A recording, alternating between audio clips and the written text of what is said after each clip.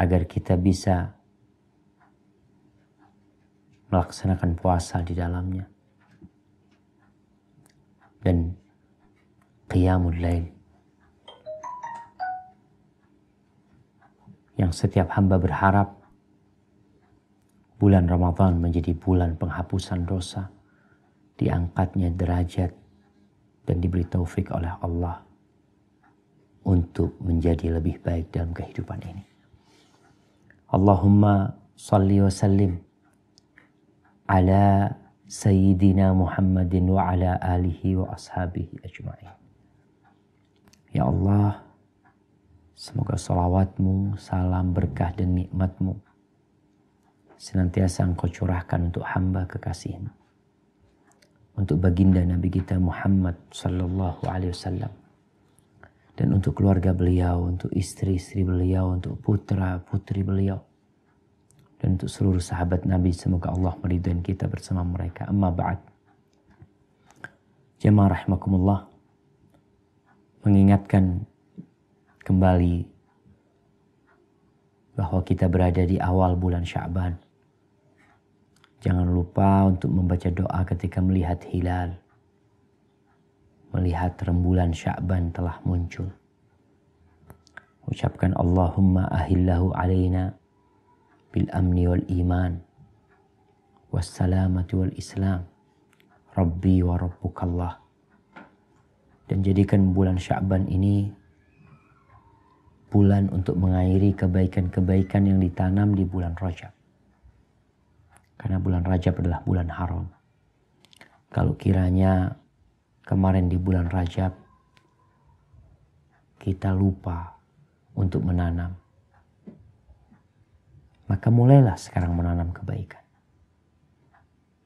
Rasulullah SAW banyak kali puasa di bulan Sya'ban. Tidak seperti di bulan-bulan lainnya. Beliau mempersiapkan diri. Beliau berbenah diri. Padahal beliau telah diampuni dosa-dosanya yang lalu dan yang akan datang. Semoga kita bisa meniti jejak beliau sampai berjumpa dengan beliau kelak. Jamaah rahimakumullah, kita masuk ke dalam pembahasan tentang hudud, dan kita masuk kepada had bagi pemabuk. Kalau kita lihat masalah ini, masalah yang sekarang sedang mengancam negeri kita. Bertonton barang haram itu dijual di negeri kita. Ribuan, mungkin bahkan lebih dari 1 juta para pengguna narkoba, yang sebagian besar di antara mereka berada meringkuk di balik teralis besi. Tapi sebagian di antara mereka tetap bebas di luar sana. Dan kita berdoa kepada Allah agar Allah membantu negeri kita dalam memberantas masalah ini. Baik, kita akan masuk kepada masalah hukumnya terlebih dahulu. Ketahuilah bahwasanya semua yang diharamkan oleh Allah Jalla Jalaluh pasti hal itu membahayakan. Dan Allah mengharamkan sesuatu bukan karena pelit kepada manusia. Allah menciptakan semuanya untuk manusia. Tapi Allah mengharamkan adalah demi kebaikan manusia. Maka silahkan kita membaca tentang masalah hukum khamar ini. Al-Wasit, Ensiklopedia Fikih Islam dalam Al-Quran dan As-Sunnah As-Sahihah, karya Abdul Azim bin Badawi Al-Khalafi. Bab hukum had bagi pemabuk. 1. Pengharaman arak. Ya ayyuhalladzina amanu innama والأنصاب والأزلام رجس من عمل الشيطان فاجتنبوه لعلكم تفلحون إنما يريد الشيطان أن يوقع بينكم العداوة والبغضاء في الخمر والميسر ويصدكم عن ذكر الله وعن الصلاة فهل أنتم منتهون.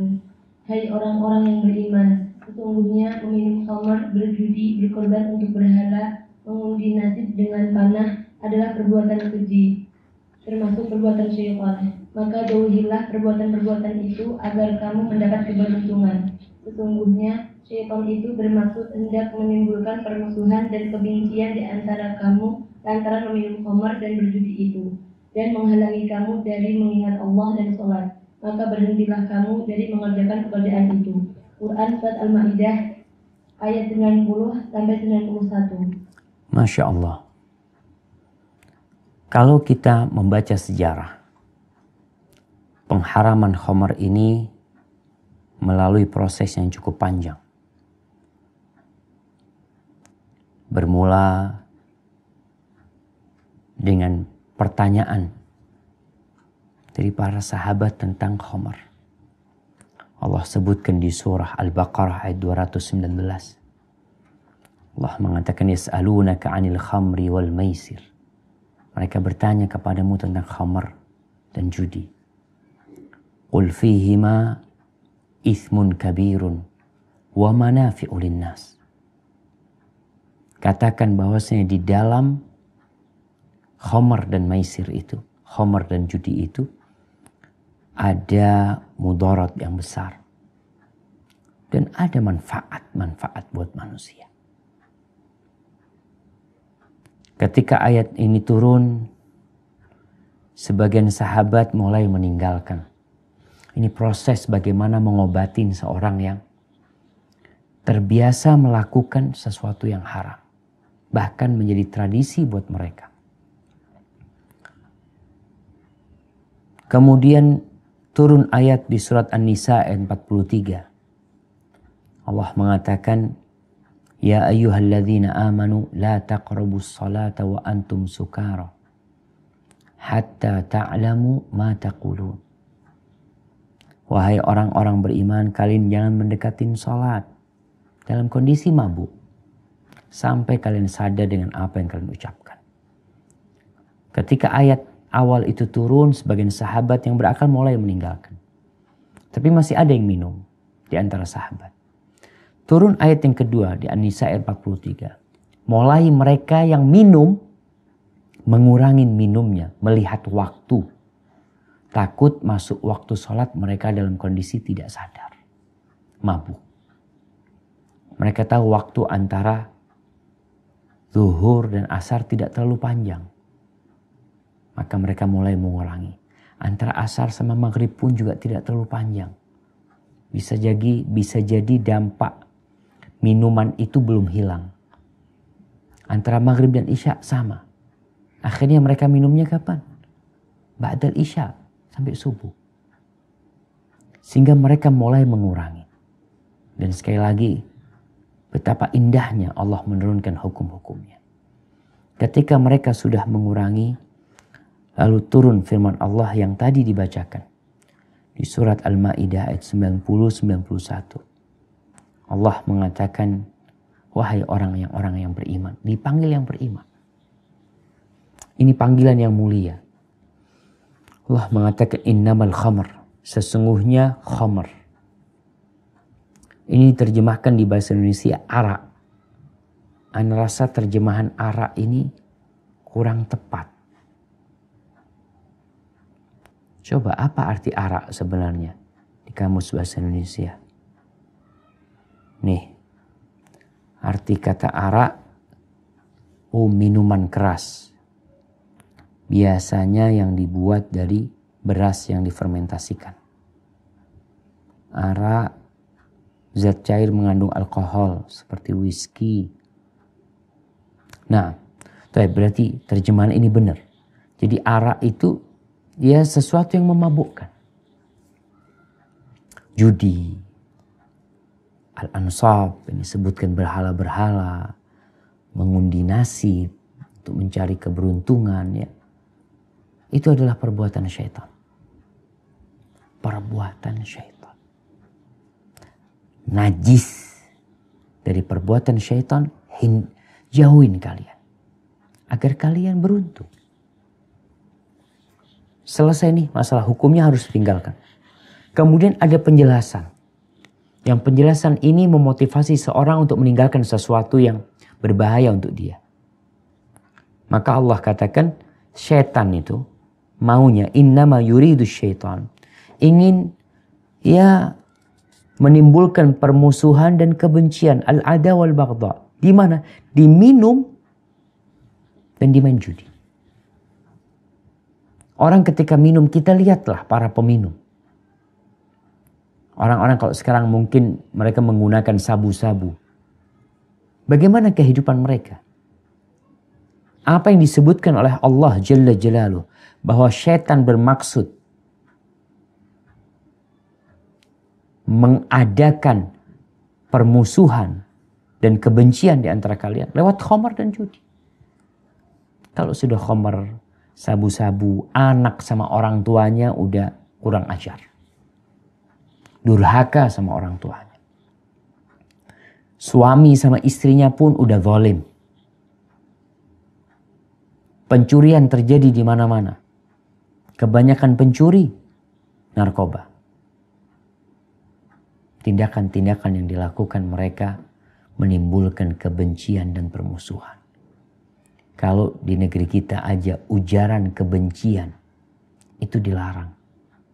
Bagaimana dengan khamr yang merupakan pesanan syaitan untuk menebarkan kebencian dan permusuhan. Maka ana lihat kalau di Jakarta kalau nggak salah gubernur yang ada hendak mencabut saham mereka di bir itu adalah sangat tepat sekali. Karena apa? Karena kita sekarang sedang memerangi ujaran kebencian. Kita tidak ingin ada permusuhan. Kita tidak ingin ada sesuatu yang membuat onar di negeri kita. Tapi kalau khamar diproduksi, ya termasuk memberikan fasilitas kebencian dan permusuhan itu terjadi. Setan mau wa yasuddakum an dzikrillah dan menghalangi kalian dari mengingat Allah. Ya gimana orang mabuk mengingat Allah? Dirinya sendiri dia tidak ingat.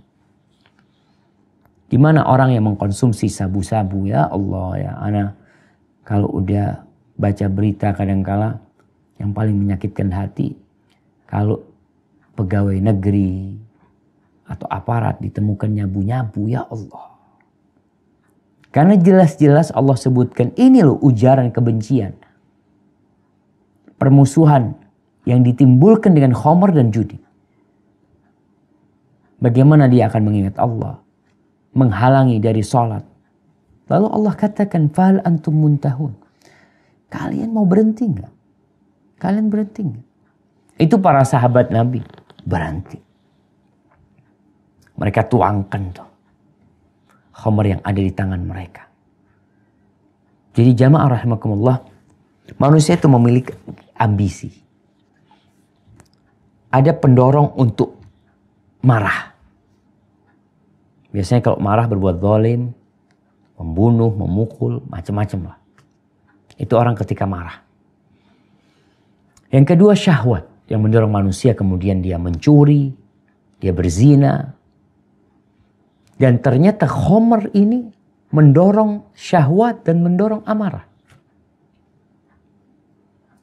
Oleh karena itu Allah mengharamkan khamar ini demi menjaga stabilitas nasional.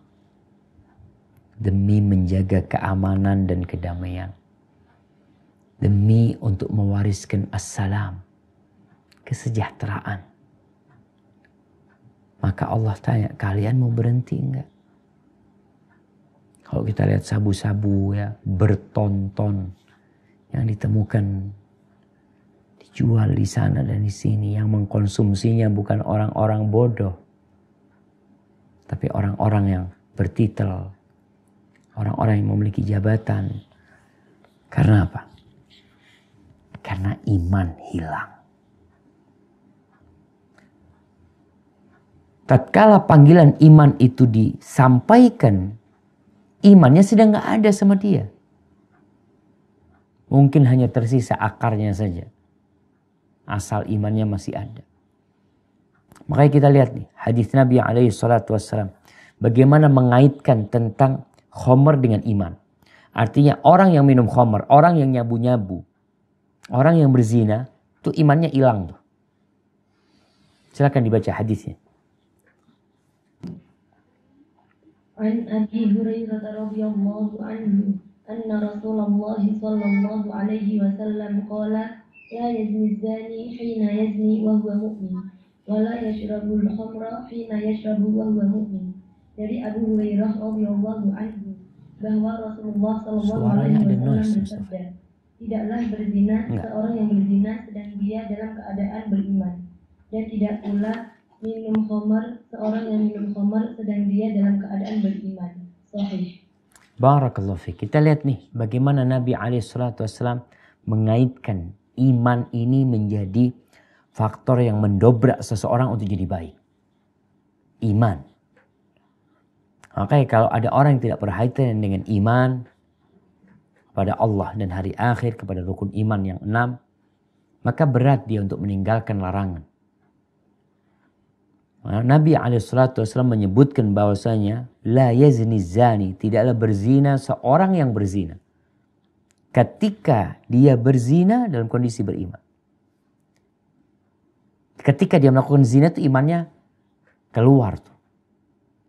Asal imannya mungkin masih ada, tapi kesempurnaan imannya sudah hilang.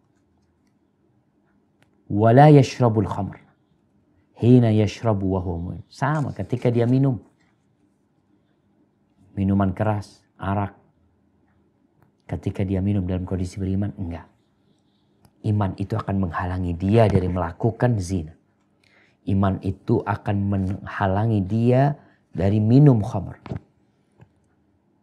Sehingga tatkala orang-orang tidak diperhatikan keimanannya akan balik minum khamr. Apa sih sebenarnya penyebab tersebarnya sabu-sabu di negeri kita? Kalau bicara, aparat mungkin kurang jeli. Mungkin hukum yang diberikan kepada pengedar narkoba kurang berat. Begitu pula dengan korupsi. Ada yang usul gimana kalau koruptor ini digantung, dihukum mati umpamanya. Pengedar narkoba udah dihukum mati umpamanya. Penyebabnya itu yang paling utama adalah iman. Kita tahu kekuasaan itu punya peran dalam meluruskan orang-orang yang bengkok. Tapi keimanan itu menjadi motivasi paling utama agar seorang meninggalkan dosa. Iman. Kalau kita tidak peduli dengan iman, artinya di penjara-penjara diperlukan bimbingan keimanan buat mereka. Kemudian di berbagai tempat lah. Jadi fasilitas-fasilitas yang mengajak manusia kepada keimanannya, keimanan yang lebih baik, maka seharusnya didukung. Agar apa? Agar masyarakat hidup damai. Dan ini harapan kita, dan kita lihat Masya Allah. Masjid-masjid di pemerintahan itu sudah banyak kajian ya. Ana lihat di tempat-tempat aparat pun mereka sudah mulai menggodok keimanan anak buahnya. Tidak hanya ditakut-takutin dengan peraturan, dengan hukum. Tapi ditumbuhkan keimanannya agar sadar hidup sebagai warga negara yang beriman kepada Allah dan hari akhir. Dan menenteramkan negeri ini. Baik, silakan dilanjutkan. An Abdullah bin Amr radhiyallahu anhu anna an-nabiy sallallahu alaihi wasallam qala al-khamru ummul khaba'ith faman sharibaha lam tuqbal salatuhu 40 yawman fa in mata wa hiya fi batnihi mata maitatan jahiliyatan. Dari Abdullah bin Amr radhiyallahu anhu bahwa Nabi Shallallahu Alaihi Wasallam bersabda, khamr adalah induk segala keburukan. Oleh sebab itu, barang siapa yang meneguknya, maka tidak diterima salatnya selama 40 hari. Jika dia mati sementara di dalam perutnya berisi khamr, maka dia mati seperti kematian jahiliyah. Hasan. Allahu Akbar. Nih, Nabi SAW menyatakan bahwasanya al-khamru ummul khaba'ith. Khamr itu induk segala keburukan. Induk segala keburukan. Seorang bisa durhaka sama orang tuanya gara-gara khamr. Bahkan ada yang disebutkan mendorong orang tuanya sampai orang tuanya tewas. Gara-gara khamr. Pencurian motor yang ada. Coba tanyakan. Kebanyakan mereka adalah orang-orang peminum khamr. Ummul khaba'ith. Dan tempat-tempat perzinaan biasanya ada khamr. Kemarin berapa orang yang mati jemaah? Yang oplosan itu 45 orang. 45 orang minum khamr mati. Mati jahiliyah. Nih. 45 orang minum khamr mati. Ya Allah jemaah. Jadi kalau dikatakan khamr ini, khamr lebih ringan daripada sabu-sabu mamanya. Itu buktinya 45 orang mati. Maka kalau dilihat seorang muslim dimanapun dia hidup, apa jabatan yang dia miliki, dia bertanggung jawab di hadapan Allah Jalla Jalaluhu dalam mengingkari kemungkaran dan beramar ma'ruf nahi mungkar sesuai dengan kemampuan dia. Tapi dia harus tahu nih, bahwasanya khamr ummul khaba'ith. Rasul sallallahu alaihi wasallam berlepas diri dari orang yang duduk di meja ada khamr yang diputar di sana. Dituangin.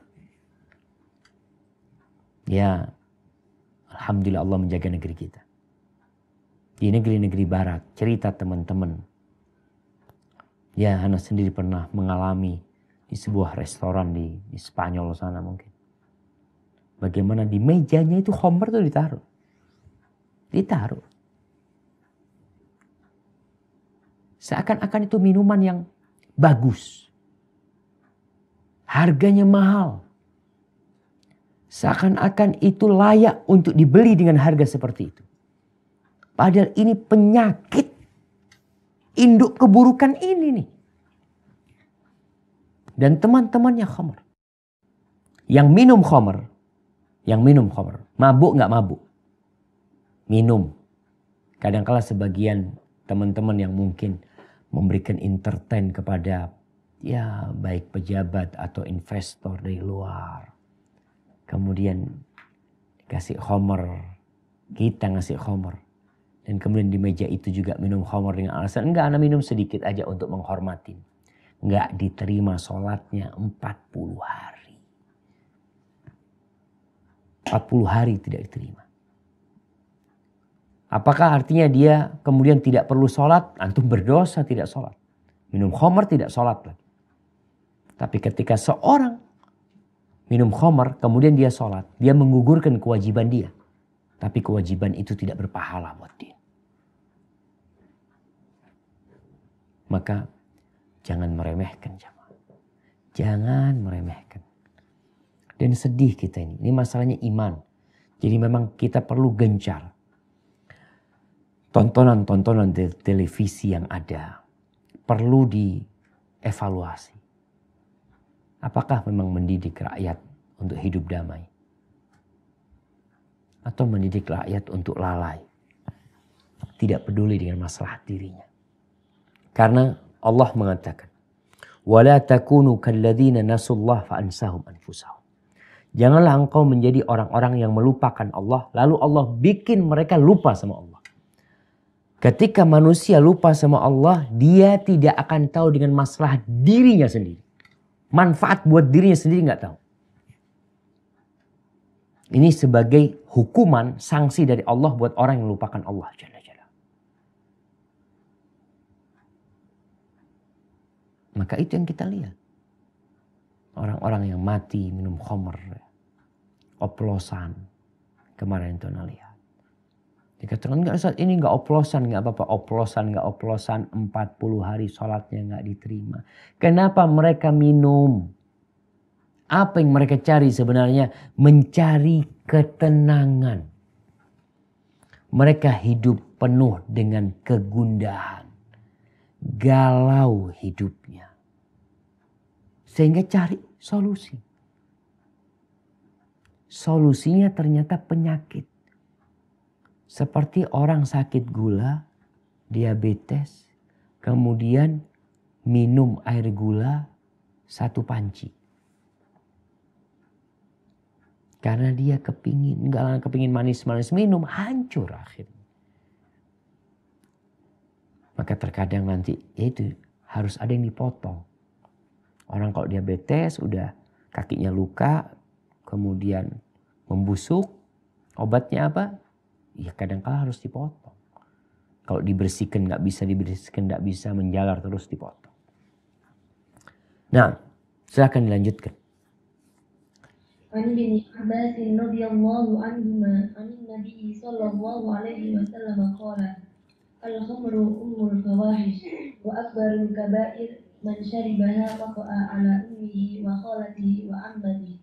Dari Ibnu Abbas radhiyallahu anhuma, dari Nabi sallallahu alaihi wasallam, beliau bersabda, khamr adalah induk segala perbuatan keji dan sebesar-besar dosa besar. Barang siapa meminumnya, maka dosanya seperti ia menyetubuhi ibunya, bibi dari pihak ibu dan bibi dari pihak bapaknya. Hasan. Nah, barakallahu fiik. Ini ada terjemahan yang kurang tepat ya, tolong diperbaikin. Terjemahan di artinya, faman syaribaha, barang siapa yang meminumnya, maka dosanya seperti ia menyetubuhi ibunya. Enggak. Itu bukan artinya. Artinya barang siapa yang meminumnya, dia bisa menyetubuhi ibunya. Karena dalam kondisi mabuk. Maka dikatakan induknya perbuatan keji. Karena barang siapa yang meminumnya, dia bisa menyetubuhi ibunya. Bisa menyetubuhi bibi dari pihak ibunya, bibi dari pihak ayahnya. Mahramnya dia setubuhi. Dia zinain. Gara-gara khamr. Jadi bukan dosanya. Tapi perbuatan itu mengantarkan dia kepada dosa yang lebih besar. Ini seperti apa yang dikatakan oleh para ulama. Bahwasanya kemaksiatan melahirkan kemaksiatan. Kemaksiatan melahirkan kemaksiatan. Seorang yang berzina. Dia berzina. Kadang-kala sadar tidak sadar. Ada seorang wanita yang diperkosa oleh 5 orang mabuk. Di Mesir kejadiannya. Diperkosa, diperiksa, ternyata wanita itu tetap perawan. Berarti orang-orang mabuk ini memang tidak tahu. Yang ada hanya apa yang dia hayalkan. Akalnya tidak ada bersama dia. Yang di depan dia nggak tahu siapa yang dia lihat. Ibunya pun na'udzubillah. Mungkin diperkosa. Maka khamr ummul khaba'ith. Maka jangan sampai seorang muslim berharap kebaikan dari khamr. Dari jualan khamr. Ada warung-warung yang masih menjual khamr. Ingin barokah. Gimana barokah? Antum menjual sesuatu yang termasuk dosa besar. Akbarul kabair. Termasuk dosa besar yang paling besar adalah khamr. Muslim-muslim nih yang jualan sabu-sabu. Berharap berkah di sana. Mengantarkan sabu-sabu. Menjadi kurir untuk sabu-sabu. Berharap apa antum dari semua itu? Kebaikan. Bagaimana berharap kebaikan dari induk keburukan? Sholat gak diterima.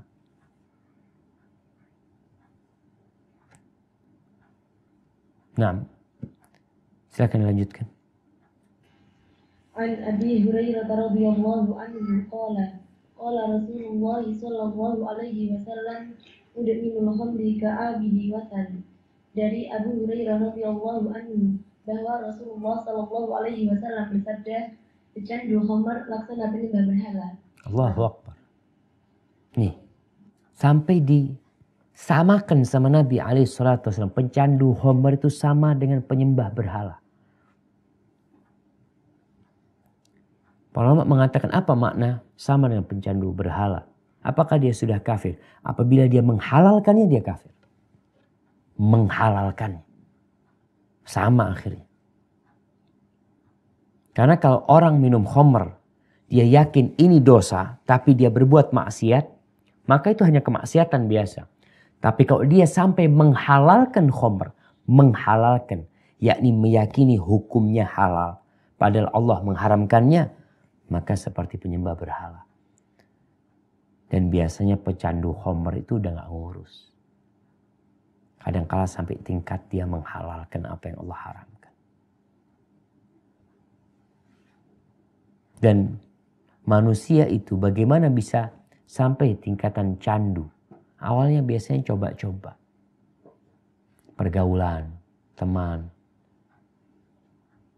Dan ya kalau kita lihat di Jakarta, berdasarkan pernyataan mantan ketua BNN, Buas ya, Komjen Buas. Itu yang ana dengar ada 30 lebih, 36 atau berapa hiburan malam yang mereka menjual sabu-sabu. Yang mereka menyediakan sabu-sabu. Orang-orang sudah sampai tingkatan kadang-kala tadi menghalalkan apa yang Allah haramkan. Kalau engkau melakukan yang haram, itu dosa. Karena siapa yang tidak pernah berbuat dosa? Tapi kalau sampai meyakini yang haram itu halal, maka bisa keluar dari Islam dan seperti ka'abidi wathan, seperti penyembah berhala. Baik, terus bagaimana kelak di surga? Silakan dibaca. An Abi Darda radhiyallahu anhu. Ini ada noise nih. Sallallahu alaihi wasallam qala la yadkhulul jannata mudminu khamrin. Dari Abu Darda radhiyallahu anhu, dari Nabi sallallahu alaihi wasallam, beliau bersabda, tidak akan masuk surga pecandu khamar. Sahih. Nah, Afan suaranya yang di sana kok agak meresek ya. Baik. Abu Darda radhiyallahu taala anhu meriwayatkan dari Nabi alaihi salatu wassalam, la yadkhulul jannah mudminu khamrin. Tidak masuk surga pecandu khamr. Enggak masuk surga. Ini ancaman. Apakah dia kafir? Tadi disebutkan. Apabila dia menghalalkan apa yang Allah haramkan, maka dia bisa keluar dari agama Allah Jalla Jalla. Namun apabila dia enggak, ini haram, cuma anak udah enggak bisa ninggalin ini itu, tapi anak akan berusaha untuk bertobat, maka yang seperti ini tentunya ada harapan untuk diampuni oleh Allah Jalla Jalaluh. Karena satu-satunya dosa yang tidak diampuni oleh Allah adalah syirik.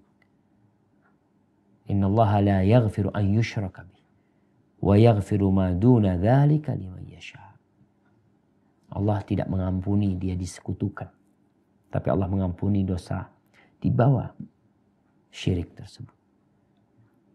Nah, kemudian kita lihat bahwasanya khamr ini bisa dikonsumsi. Itu karena ada banyak tangan. Ada banyak orang.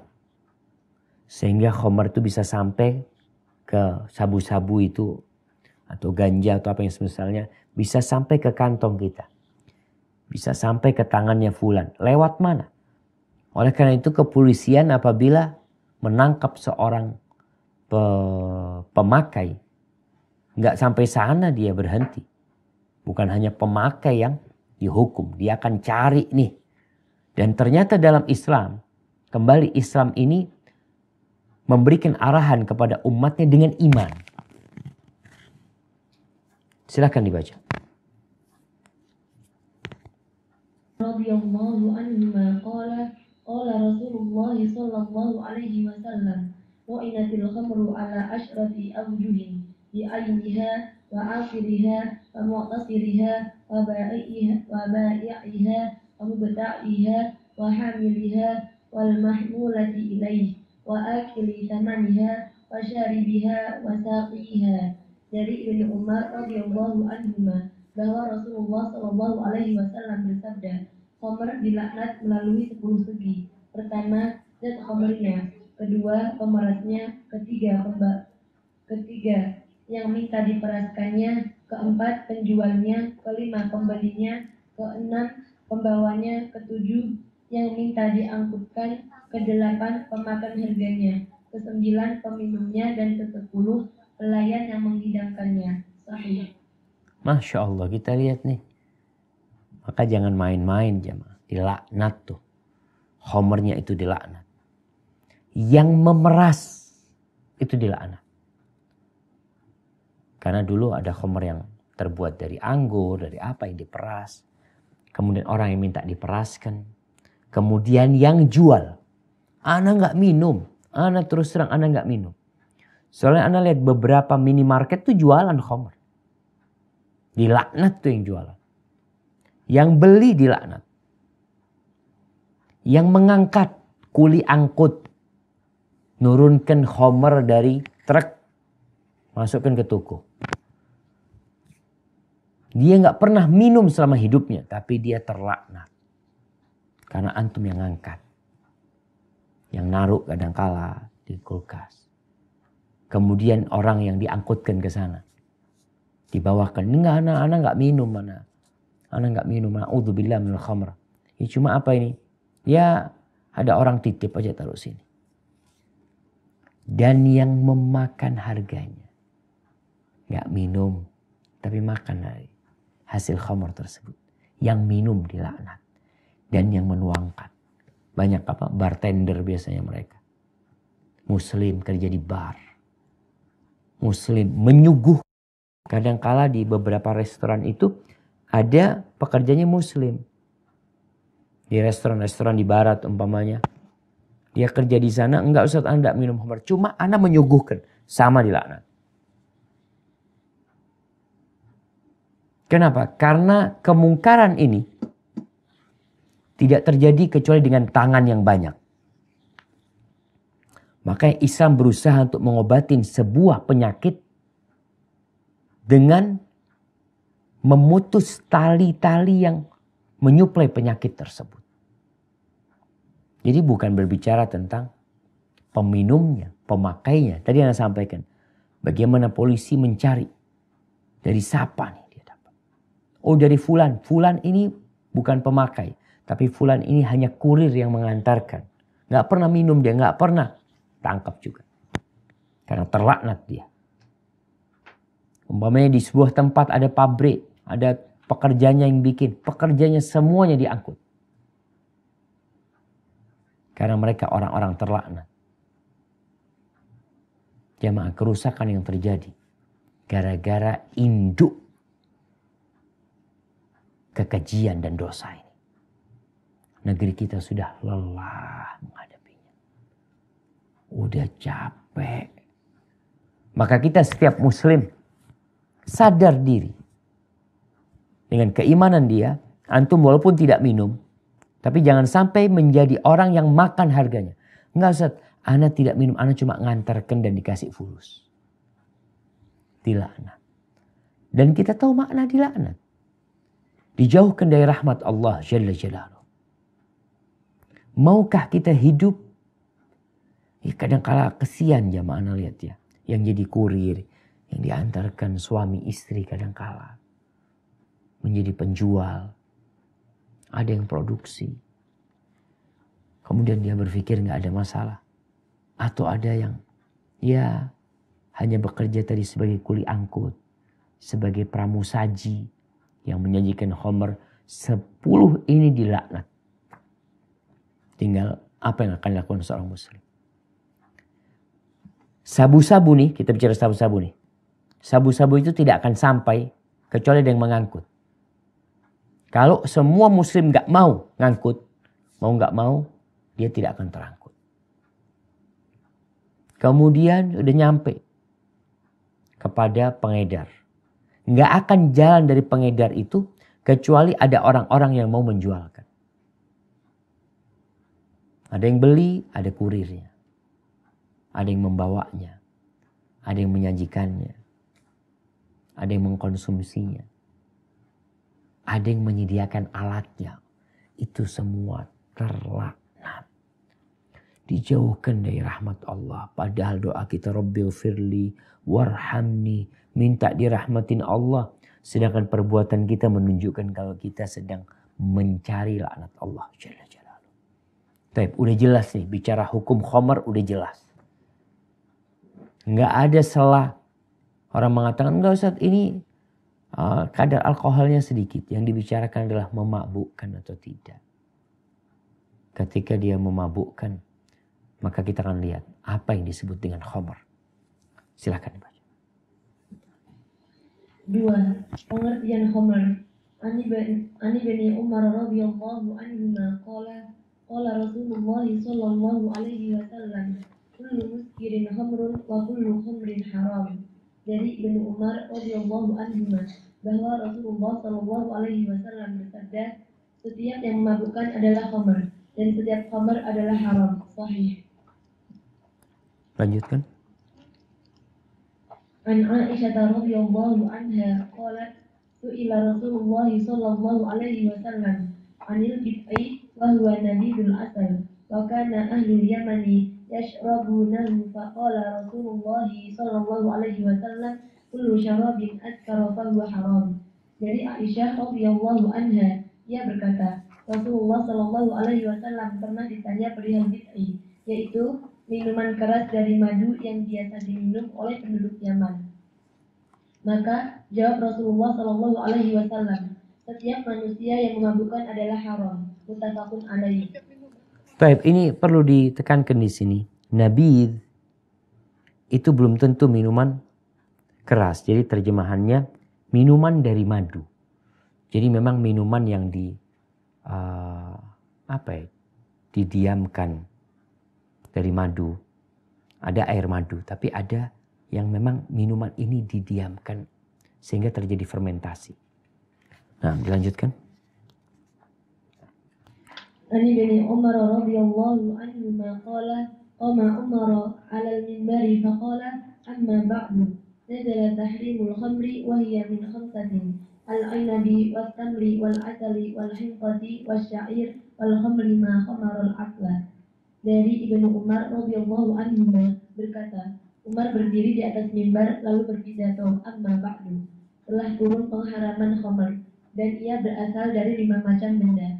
Pertama dari anggur, kedua dari tamar, ketiga dari madu, keempat dari hentoh, dan kelima dari syair.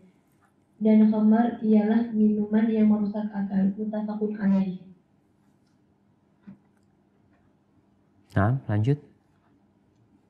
عن النعمان بن بشير رضي الله عنه قال رسول الله صلى الله عليه وسلم إن من الحنطة خمرا ومن الشعير خمرا ومن الزبيب خمرا ومن التمر خمرا ومن العسل خمرا. Dari Nu'man bin Bashir radhiyallahu anhu bahwa Rasulullah sallallahu alaihi wasallam bersabda, sesungguhnya dari hinthah jenis gandum bisa dibuat khamar, dari syair jenis gandum bisa dibuat khamar, dari kismis bisa dibuat khamar, dari tamar atau kurma bisa dibuat khamar, dan dari madu pun bisa dibuat khamar. Sahih. Barakallahu fiik. Jadi apa yang disebut khamar? Khamar itu sesuatu yang memabukkan. Sesuatu yang menutup akal. Itu disebut khamar.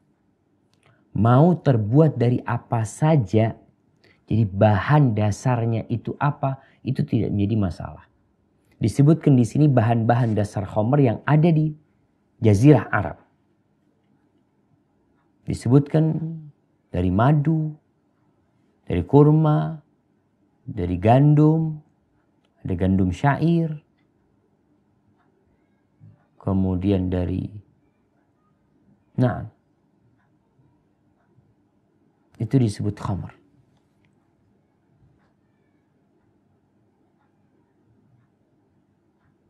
Rasulullah Shallallahu Alaihi Wasallam menyebutkan hal ini karena memang itu yang menjadi kebiasaan bangsa Arab. Tidak ada disebutkan dari beras, nggak ada.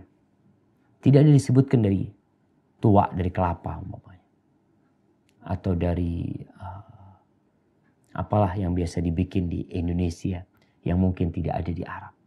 Ini hanya menyebutkan tentang homer yang ada pada masa itu. Dan pembuatan homer pada masa itu tidak pakai pabrik. Jadi kalau sekarang ada oplosan, mereka itu sebenarnya membuat homer itu relatif lebih, apa istilahnya sekarang itu, organik. Mereka lebih organik pada waktu itu. Mereka hanya kurma, ditaruh di air, taruh satu wadah, kemudian dibiarkan terjadi fermentasi, maka dia memabukkan.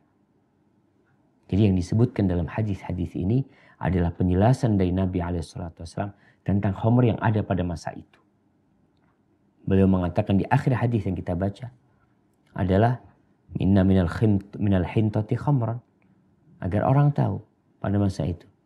Jangan dibilang air beras, air gandum. Ada air gandum yang homer.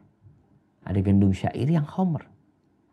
Dari zabib pun, dari kismis homer. Dan inap, anggur itu pun yang kita lihat. Di Eropa ketika Anda lewat sana banyak kebun anggur. Anggurnya kecil-kecil sekali. Ini anggur memang nggak dimakan kata mereka. Ini anggur memang untuk dibikin homer. Dan kurma ada jadi homer, madu bisa jadi homer. Tinggal sekarang bagaimana orang yang beriman menyikapi hal itu. Di rumahnya dia bisa bikin. Dia mau bikin. Dan orang-orang Arab dulu bikinnya di rumah.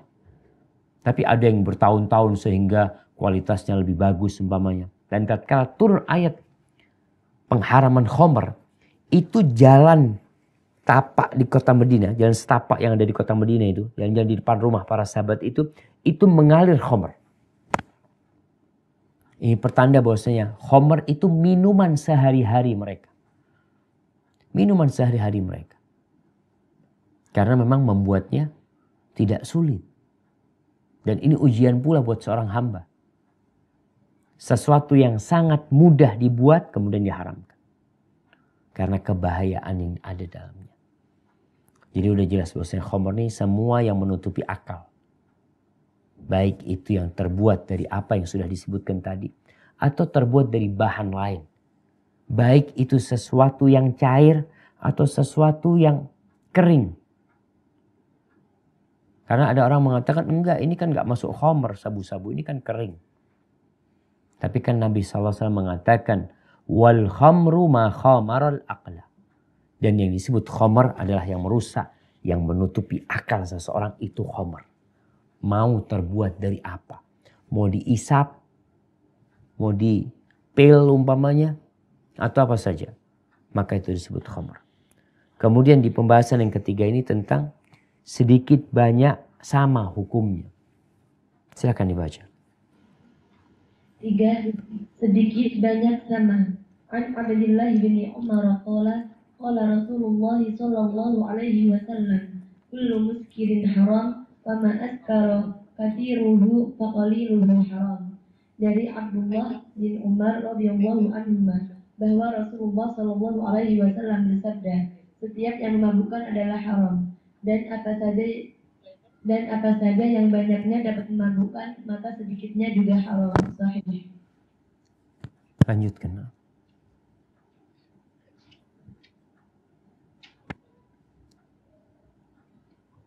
Nah, hadis yang selanjutnya. An Aisyah radhiyallahu anha qalat qala Rasulullah sallallahu alaihi wasallam kullu muskirin haram wa ma askara al-faraqu minhu famil'ul kaffi minhu haram. Dari Aisyah radhiyallahu anha bahwa Rasulullah sallallahu alaihi wasallam bersabda, setiap yang memabukkan adalah haram dan apa yang memabukkan sebagian darinya maka setelapak tangan darinya pun haram. Sahih. Baik, barakallahu fiik. Ya, ini ada terjemahan yang al-faraq disebutkan di sini, setiap yang memabukkan adalah haram. dan apa yang memabukkan sebagian darinya. Ma askar faraq minhu. Al-faraq ini sebenarnya sebuah takaran yang besar. Apabila satu timba itu haram, maka famil'ul kaf minhu haram. Segini haram. Artinya bisa jadi hal itu memang memabukkan ketika banyak. Satu, orang kalau minum 1 botol, 2 botol mabuk. Maka sedikit itu haram. Maka sedikit dan banyaknya sama. Dan kalau kita lihat, ternyata minuman-minuman yang memabukkan ini memang sedikitnya udah sangat memabukkan. Kalau kita lihat sabu-sabu, itu gram. Tingkatannya gram mereka. Itu memabukkan. Maka lebih sedikit lagi ya haram tentu. Ini sebuah patokan yang sudah diberikan oleh Nabi SAW. Dan Nabi mengatakan, kullu muskirin haram. Semua yang memabukkan itu haram. Wa ma askara kathiruhu faquliluhu haram. Yang banyaknya memabukkan maka sedikitnya haram. Tinggal sekarang seperti apa bentuknya, ya tidak harus cair. Apa saja. Walaupun pada masa itu memang yang dikenal tadi yang disebutkan. Yang terbuat dari kurma, yang terbuat dari madu, dari gandum, dari dari anggur, dari zabib. Nah, kita udah tahu sekarang nih. Pertama tentang pengharaman hukumnya khamr. Kemudian ayat-ayat yang hadis-hadis yang menjelaskan tentang apa itu khamr. Kemudian tentang sedikit banyak sama urusan khamr ini. Karena Islam benar-benar menutup celah agar orang tidak mabuk. Agar orang tidak membuat keonaran dan kekacauan dengan khamr itu. Karena kalau orang mengatakan sedikit nggak mabuk umpamanya. Sedikit nggak mabuk. Enggak, ini sedikit. Kalau lewat batasnya mabuk umpamanya. Anda cuma 1 seloki nggak memabukkan. Ini yang ditutup sama Islam. Semua jalan menuju kepada umul khaba'ith ditutup.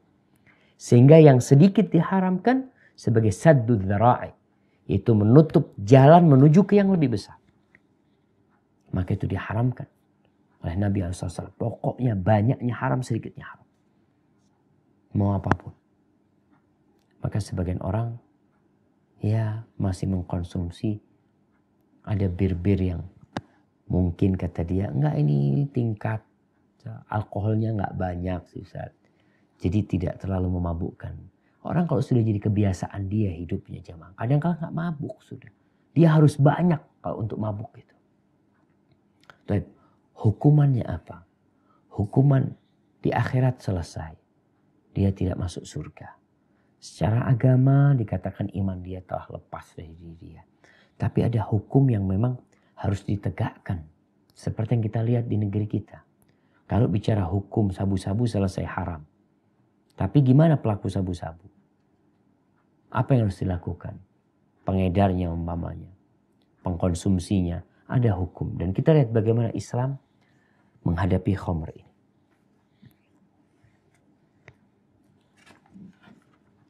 4. Hukuman had bagi peminum khamr.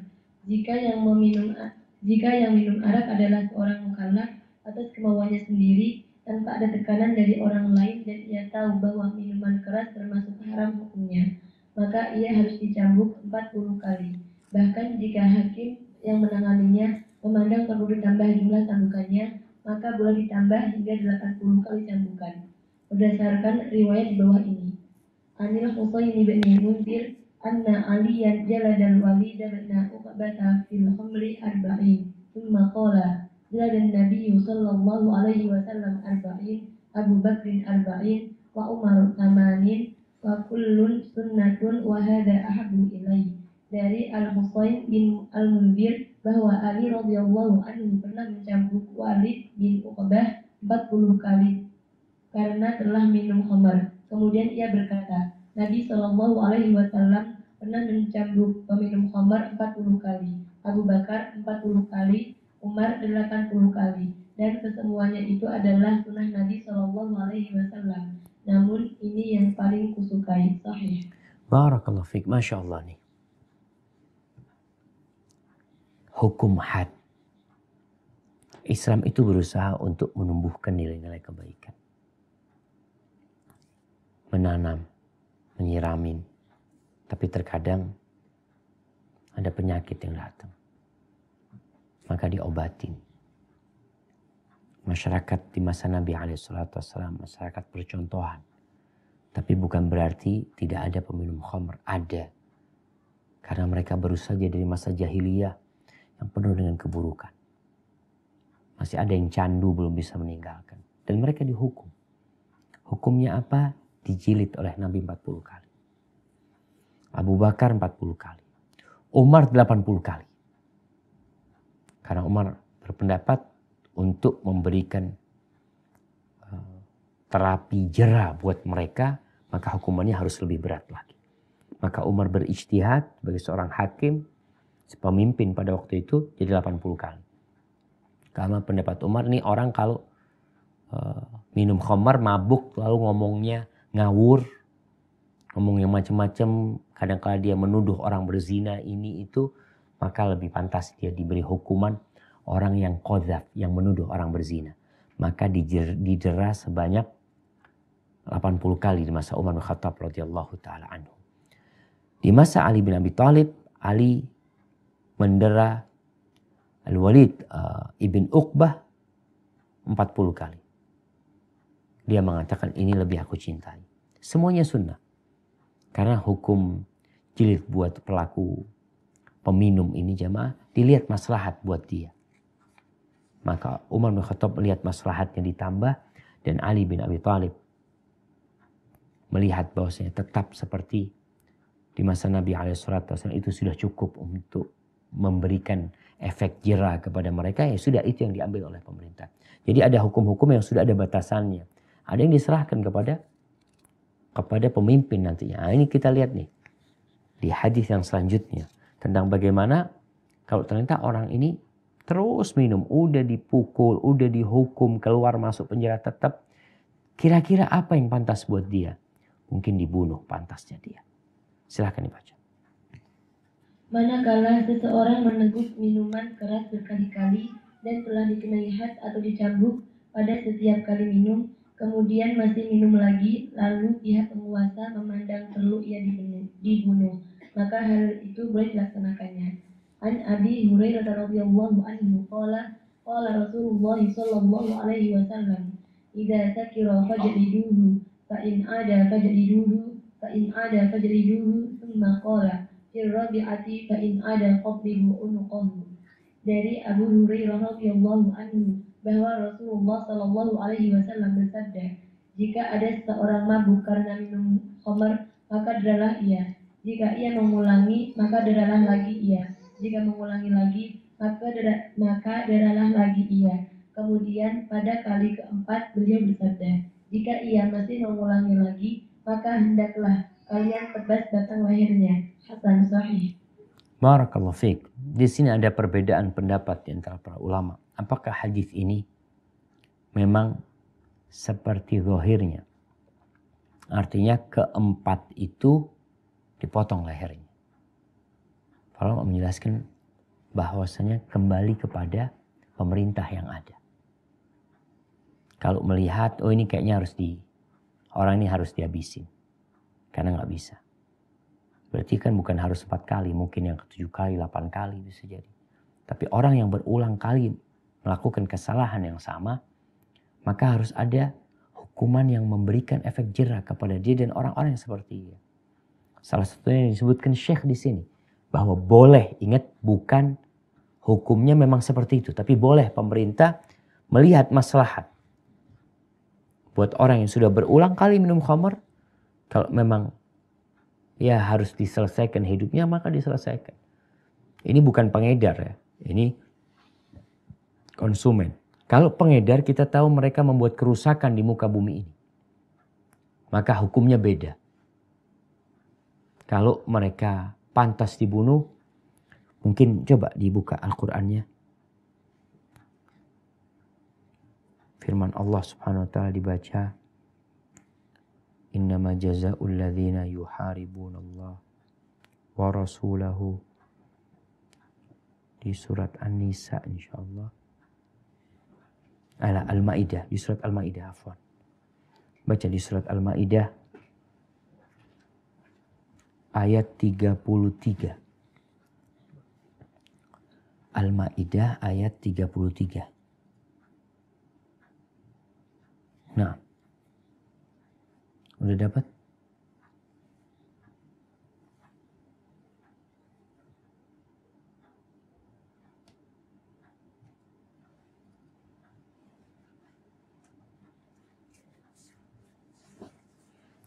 Nah, silakan dibaca.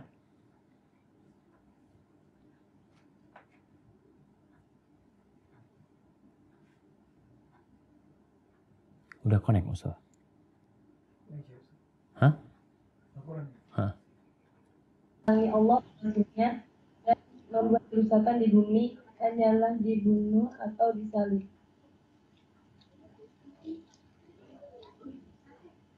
Nah, silakan. atau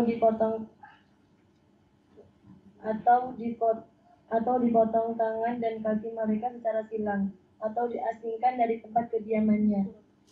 Yang demikian itu kehinaan bagi mereka di dunia dan di akhirat mereka mendapat adab yang besar. Nah, ini hukuman buat mereka yang melakukan kerusakan. Maka kembali kepada kebijakan pemerintah. Buat orang-orang yang membuat kerusakan di muka bumi ini. Salah satunya dengan mengedarkan narkoba. Mengedarkan minuman keras. Yang mereka seperti yang kita lihat. Kemarin ada yang mati 45 orang gara-gara oplosan. Ini merusak. Merusak generasi masa depan, membunuh generasi yang ada. Apa balasan buat dia? Ya dipilih. Apa mereka dibunuh, atau disalib, atau dipotong tangan dan kakinya, atau mereka diasingkan, dipenjara atau apa dari tempat tinggal dia. Tapi intinya bahwasanya khamr ini adalah sesuatu yang sangat menakutkan sekali. Dan temannya khamr ya sabu-sabu atau heroin. Itu semua adalah perkara-perkara yang memang tidak bisa dibiarkan. Dan alhamdulillah pemerintah kita berusaha untuk memeranginya walaupun masih mungkin belum maksimal. Karena kebocoran masih banyak di sana sini ya. Ditangkapnya tontonan narkoba ini pertanda memang Indonesia ini menjadi pasar empuk buat para pedagang minuman keras dan yang semisalnya. Baik, tafadhol dilanjutkan. Yang memperkokoh pelaksanaan hukuman had bagi peminum khamr. Hukuman had bisa dianggap kuat dilaksanakan manakala didukung oleh salah satu dari dua hal berikut ini. 1. Pengakuan dari yang bersangkutan. 2. Dua orang saksi yang adil. Nah, jadi kapan bisa melaksanakan hukum had? Pengakuan dari yang bersangkutan. Dia mengaku kalau dia minum khamr. Atau ada saksi yang melihat enggak dia minum khamr. Anda lihat yang diminum itu khamr. Diperiksa benar. Khamr. Maka tatkala itu hukum had bisa dilaksanakan. Jadi terkadang orang-orang yang minum khamr ini kan sembunyi-sembunyi. Dengan adanya alat bukti, belum tentu dia minum. Umpamanya, kalau kita lihat sekarang di negeri kita, ada alat bukti, mungkin dia jualan atau apa. Tapi kan diperiksa tes urin umpamanya. Oh kelihatan konsumen ini dari tes urin itu. Atau rambutnya diperiksa katanya dia. Maka dalam kondisi seperti ini, hukum itu bisa dilaksanakan. Dengan ada pengakuan dari dia, dengan ada dua saksi yang adil yang melihat, ditambah lagi alat bukti yang kuat, maka tatkala itu bisa dihukum orang tersebut. Ini jamaah untuk menghindari adanya fitnah. Kenapa dua saksi? Sebagaimana yang kita bicarakan tentang menuduh berzina. Kadang-kadang orang gak suka sama fulan, katakan fulan minum khamr. Mana buktinya? Anda dapat kirimannya kadang-kala seorang ya di mobilnya diperiksa ada bukti. Belum tentu bukti itu milik dia. Maka di sini diperiksa lebih dalam lagi, enggak, itu bukan milikku, dilihat.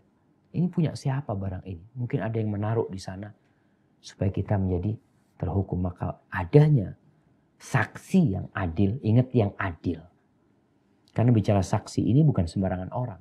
Orang ini adalah orang yang taat kepada Allah, yang rajin sholat, melaksanakan sunnah Nabi SAW. Orang itu tidak pernah berdusta, ya, terkenal orang yang baik, maka baru bisa jadi saksi. Supaya sekali lagi tidak terjadi fitnah terhadap seorang, dikatakan dia penjual, dia konsumen, ternyata dia terfitnah sebenarnya. Barakallahu fiik. Nah, sekarang ketika hukum itu dilaksanakan, hukum had ya, terhadap peminum khamr ya, atau peminum pengkonsumsi yang kita lihat sabu-sabu yang sering muncul di televisi, fulana anaknya fulana, fulan anaknya fulan. Nah, apa sikap kita sebenarnya tatkala melihat saudara kita muslim dihukum gara-gara minum khamr, ditangkap gara-gara sabu-sabu? Apa tugas kita sesama muslim? Kita lihat ukhuwah Islamnya itu tidak terlepas dengan seorang melakukan dosa. Orang yang membunuh pun tetap saudara kita. Islam ini cinta damai, ingin membangun sebuah hubungan yang indah, yang penuh dengan kesejahteraan dan kedamaian. Sehingga kondisi orang yang berbuat dosa pun kita tetap menganggap dia saudara kita. Sebagaimana kisah Nabi SAW ketika hendak mensolatin pezina, wanita pezina, ditanya sama sahabat radhiyallahu ta'ala anhum, atusalli alaihi wa qad zana, gimana kau mensolatin dia padahal dia sudah berzina? Maka Nabi menjelaskan bahwasanya perempuan ini sudah bertobat, yang kalau tobatnya dibagi untuk 70 penduduk ini cukup untuk mengampuni dosa mereka. Maka sikap kita, yang pertama kita membenci perbuatan dosa. Pelaku dosa kita benci karena dia melakukan dosa tersebut. Tapi disebutkan di sini tentang masalah melaknat, mendoakan keburukan buat peminum khamr. Seharusnya kita doakan supaya dapat hidayah, bukan malah dilaknat, didoakan keburukan. Silahkan dibaca hadisnya. 6. Tidak boleh melaknat dan minum khamr. An Umar bin Al-Khattab radhiyallahu anhu, anna rajulan ala ahdi Nabi sallallahu alaihi wasallam kana ismuhu Abdullah wa kana yulaqabu himaran. وكان يضحك رسول الله صلى الله عليه وسلم وكان النبي صلى الله عليه وسلم قد جلده في الشرب فأتي به يوما فأمر به فجلد فقال رجل من القوم اللهم الأمن ما أكثر ما يؤتى به فقال النبي صلى الله عليه وسلم لا تلعنوه فوالله ما علمت إنه يحب الله ورسوله. Dari Umar bin Khattab radhiyallahu anhu, bahwa pada masa Nabi Shallallahu Alaihi Wasallam ada seorang laki-laki bernama Abdullah yang dijuluki Himar. Ia pernah membuat Nabi Shallallahu Alaihi Wasallam tertawa dan Nabi Shallallahu Alaihi Wasallam pernah mencabutnya karena minum khamr. Lalu pada suatu hari ia dibawa lagi kepadanya. Kemudian Rasulullah menyuruh sahabat agar ia dicambuk. Lantas berkatalah seorang sahabat di antara mereka, Allahumma ya Allah laknatlah ia. Betapa seringnya ia dibawa ke hadapan beliau. Kemudian Nabi Shallallahu Alaihi Wasallam bersabda, janganlah kalian melaknatnya. Demi Allah yang aku tahu bahwasanya ia cinta kepada Allah dan kepada Rasulnya. Sahih. Barakallahu fiik. Subhanallah. Kita lihat nih, bagaimana keadilan ditegakkan, bagaimana hukum ditegakkan. Walaupun orang ini suka membuat Nabi tertawa, orangnya baik, tapi ketika melanggar, Nabi SAW menegakkan hukum Allah. Dan orang ini didatangkan kepada berulang kali.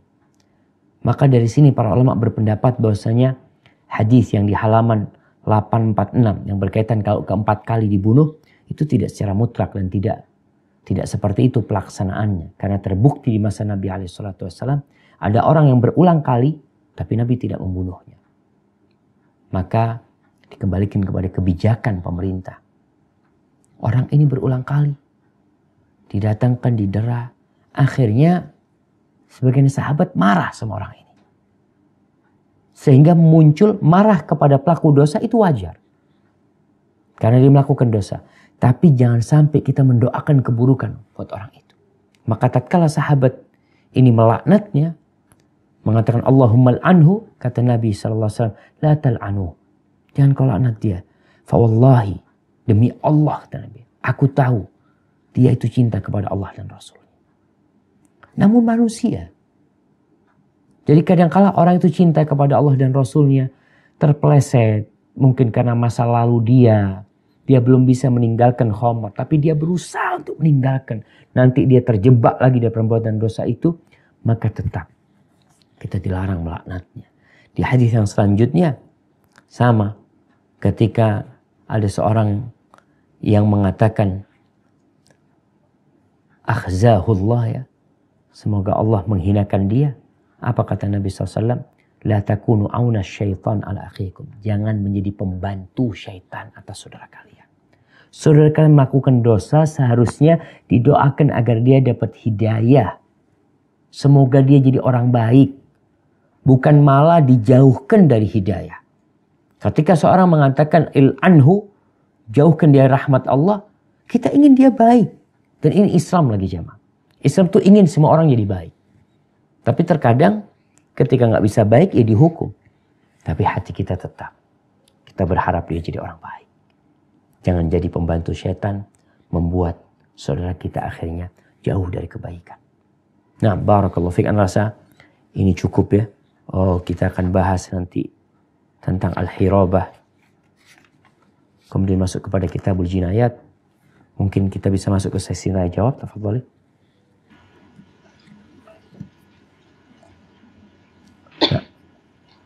Ustaz, Assalamualaikum Ustaz. Waalaikumsalam warahmatullahi wabarakatuh. Ustaz, seperti halnya yang tadi saya sampaikan bahwa kurma direndam di botol gitu ya Ustaz, ya, air terus ataupun kismis ya Ustaz, yang sering teman-teman sebut dengan nabes ya Ustaz. Itu bagaimana kita bisa membedakan bahwa pada akhirnya dia sudah termasuk dari khamar Ustaz, karena kita tidak tahu membedakan sebatas mana dia masih sebagai minuman yang sehat dan sampai mana dia sudah khamar Ustaz. Nah, jadi memang wallahu a'lam, yang ana pernah baca bahwasanya ketika tidak lewat 24 jam atau tidak lewat sampai 3 hari, minuman itu tidak berubah sebenarnya. Tapi sekali lagi ana nggak ingat sekarang berapa waktu nabid. Nabid itu seperti jus sebenarnya. Kita baik dari air kurma, kita punya gelas, kita kasih kurma, kemudian kita diamkan 24 jam. Kalau dikatakan proses dia berubahnya berapa jam menjadi khamar nantinya, wallahu alam. Karena kondisi itu menentukan. Artinya wadah yang digunakan untuk meletakkan itu menentukan. Di masa Nabi SAW, ketika datang para sahabat dari Yaman ya, Nabi menyebutkan kepada mereka tentang alat-alat minum mereka. Salah satu alatnya itu biasanya pelepah kurma, pokok kurma itu dilobangin, kemudian dikasih kurma, kemudian dikasih air, ditutup. Itu berubah menjadi khamar. Akhirnya mereka juga punya qara. Qara itu labu kuning yang besar, itu dagingnya dikeluarin sehingga tinggal kulitnya, dikasih zabib, kasih air, itu jadi khamar. Lalu mereka sama Nabi SAW dikasih nasihat untuk minum di kulit aja. Di kulit. Cuma kata mereka, ya Rasulullah, ya di tempat kita banyak tikus yang makan kulit seperti itu. Akhirnya Nabi mengatakan tetap nggak boleh. Karena itu jadi khamar nantinya. Jadi berkaitan dengan nabid, wallahu a'lam bishawab tentang prosesnya bagaimana. Tapi ada wadah-wadah yang membuat fermentasinya cepat dan dia berubah jadi khamar. Hadza wallahu a'lam bishawab. Mungkin bisa ditanyakan kepada yang ahlinya nanti ya. Jadi jika kita tidak paham dan kita kelupaan bikin itu ya Ustaz ya, terus kita minum, jika ternyata itu sudah itu berarti tidak kena hukumnya ya Ustaz ya. Iya, artinya kalau kita ngelihat minumnya sudah berubah ya, artinya kadang-kadang memang rasanya sudah seperti ada gasnya atau gimana. Wallahu a'lam, tapi karena terus terang nggak berani jawab tentang bagaimana prosesnya itu sampai kapan ya. Tapi yang jelas kalau biasa ya kita taruh di gelas biasa ya, gelas kaca, kayaknya nggak berubah. 24 jam atau lebih kayaknya belum berubah ya. Tapi yang ahsan tanya kepada yang lebih ahli. Wallahu a'lam bishawab. Nah. Pertanyaan Ustaz, apakah air tape ketan bisa termasuk khamar? Terus bila seseorang dulu pernah beberapa kali minum khamar, amalan-amalan apa yang bisa mengimbangi dosa dari minum khamar tersebut selain tobat nasuha? Nah, kalau bicara air tape, kalau tapenya boleh diminum, dimakan. Karena dia tidak memabukkan. Tapi apakah air tape itu memabukkan? Kalau memabukkan khamr. Jelas sekali hadisnya mengatakan kullu muskirin haram. Semua yang memabukkan itu haram. Tinggal pertanyaan, apakah air tape memabukkan atau tidak?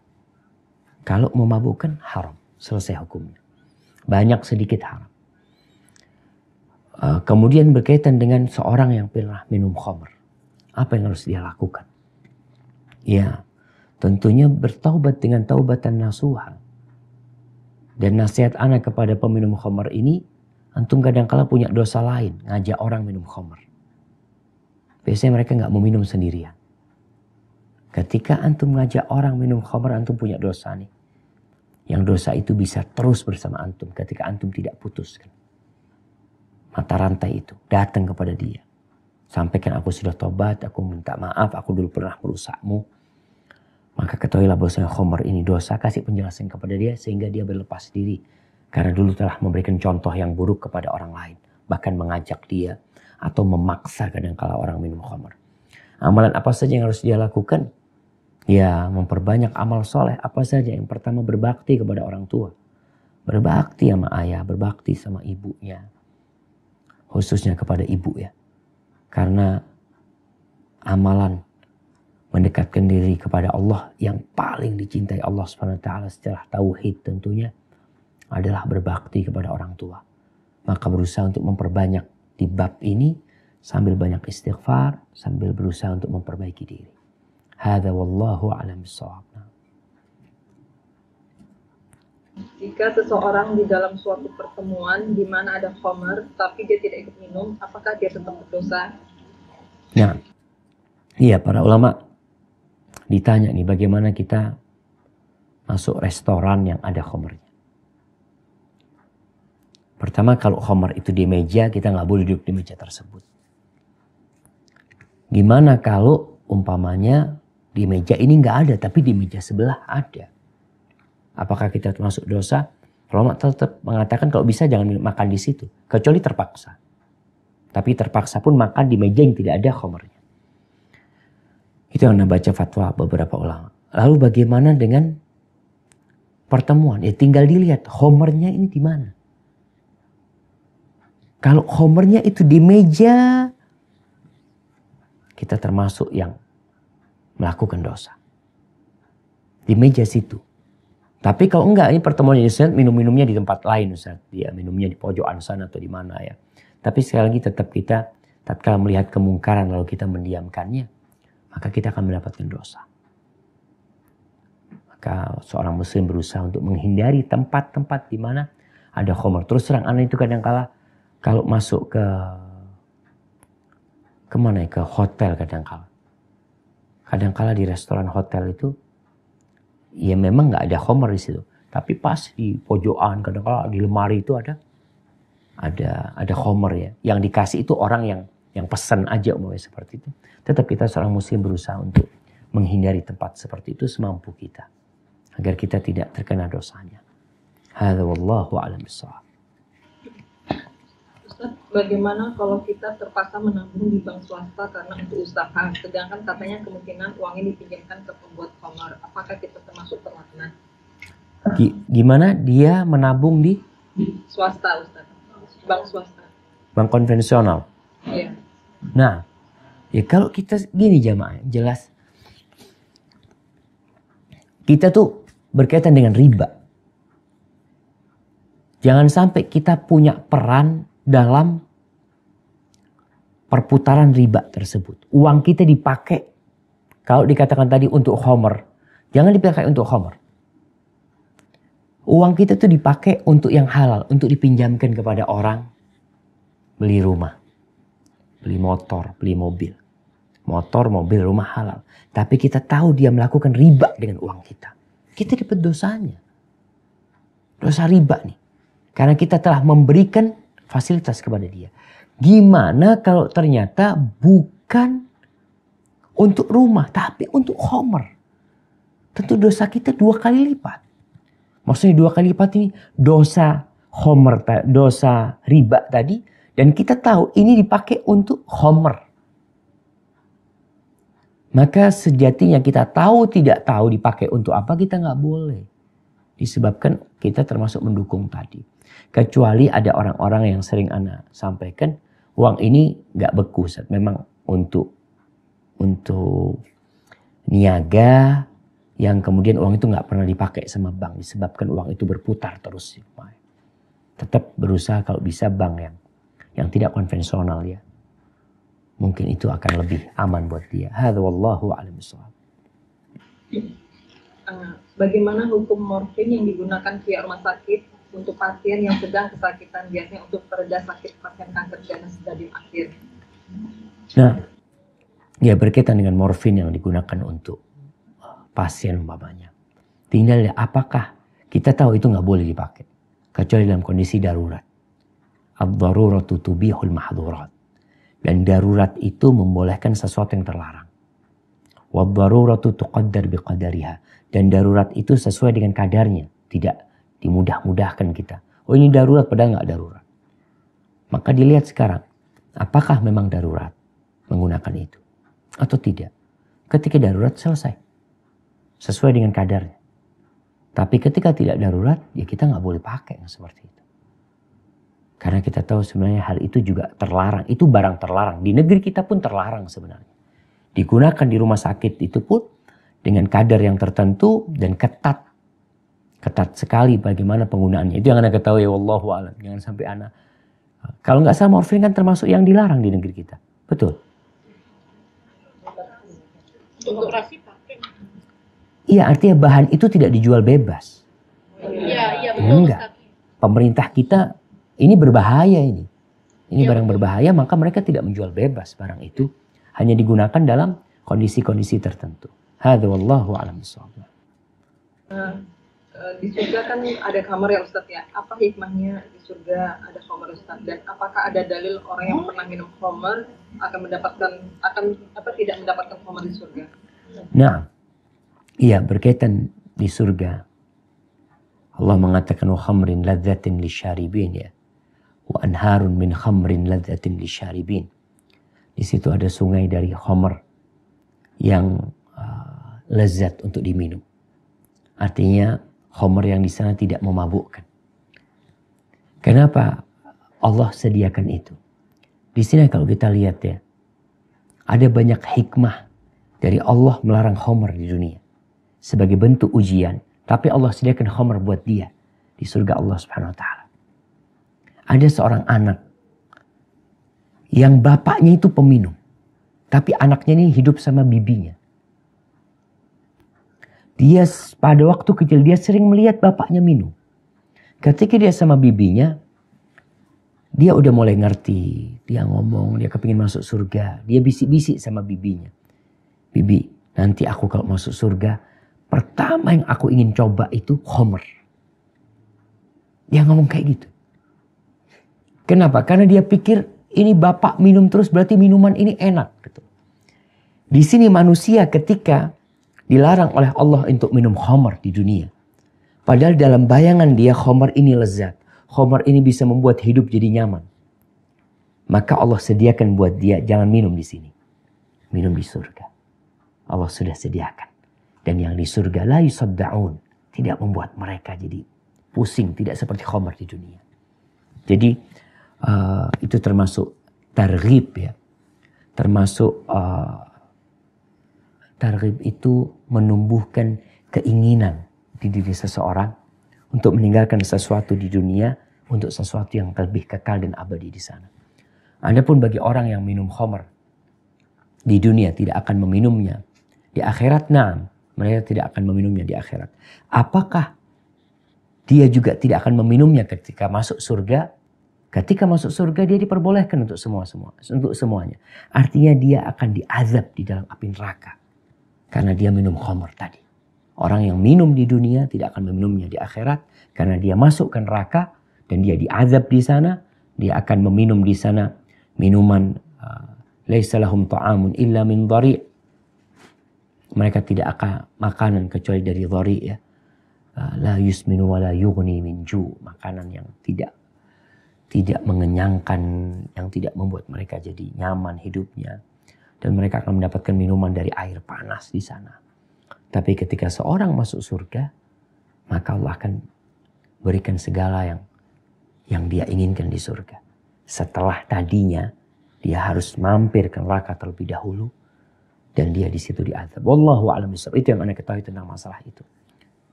Nah,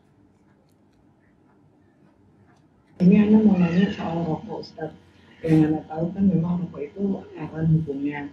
Nah, qadarullah orang tua Anda masih merokok, sudah Anda peringatkan berkali-kali, masih sulit untuk meninggalkannya. Nah, yang Anda mau tanyakan adalah satu, hukumnya tuh apa gitu untuk orang yang masih merokok? Apakah sama seperti Homer yang sholatnya itu tidak diterima, atau setelah merokok itu dia harus mandi besar dulu atau seperti apa? Nah, terus yang kedua, kadang kalau orang tua anak main ke rumah, terus orang tua anak pulang gitu, rokoknya kadang tertinggal. Nah, karena anak kesel gitu kan, berulang kali ingetin nggak ini, kadang anak suka buang aja gitu rokoknya. Terus kalau dia nanya, tolong simpen ini, saya bilang saya udah buang gitu. Itu boleh nggak?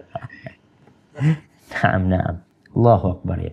Iya, kalau bicara rokok tentunya rokok tidak sama dengan khamr. Enggak. Karena rokok tidak memabukkan. Yang dibicarakan oleh para ulama tentang rokok ini karena membahayakan.